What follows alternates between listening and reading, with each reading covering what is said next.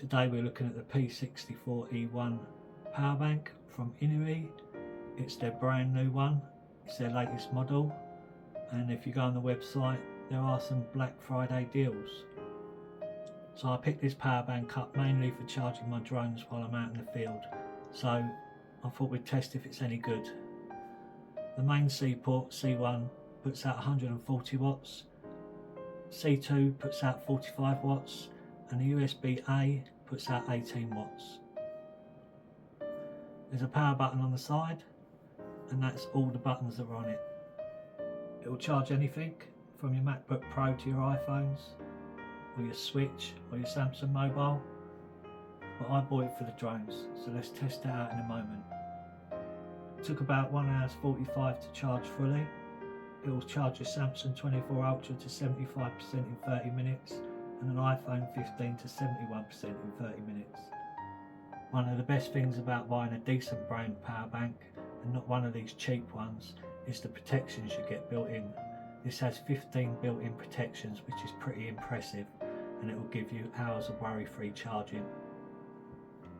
It supports PD 3.1, QC 3.0, PPS, AFC, FCP and SCP. They offer a 30-day money-back guarantee, lifetime technical support and a whole 3 years warranty, which is also impressive as most only cover you for a year. So the main port on here is the C1 in-out. This is how you charge it, and it will charge at 80 watts. C1 will put out 140 watts, C2 will put out 45 watts and the A port will put out 18 watts. If you combine these two at the same time, it will put out 24 watts total, split.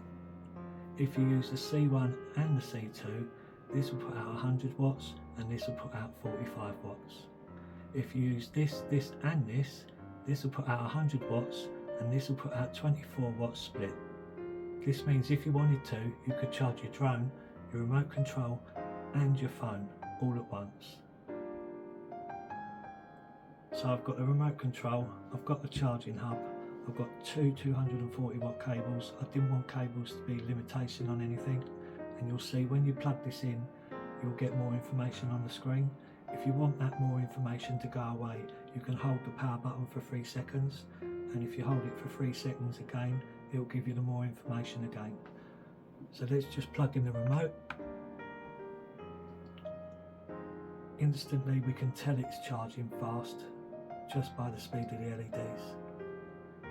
It's putting out 16.9 watts. Now let's plug in the charging hub. Now it's giving you combined C2 and C1, and it's going up 46.4 watts, 49.3 watts. If you double click this button, it will give you just C1, which is putting out 34 watts. Double click again, it will give you just C2, which is putting out 14.9 watts, and again, and it will give you both combined. So now it's putting out 48.9 watts. They're both fast charging. Let's see how long it will take.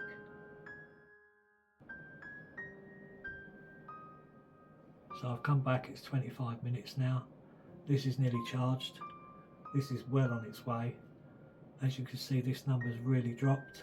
That's because the fuller a battery gets, the slower it can take on charge. This would happen with any power bank, and it does exactly the same with your electricity if you plug it in.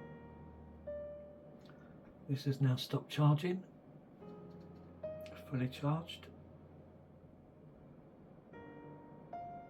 And there we have it, 40 minutes, 22 seconds. So going by this number, 75% left, and the fact we charged this too, this would charge all 3 batteries, and you're going to get about 4.5 batteries instead of 3 if you take this out with you.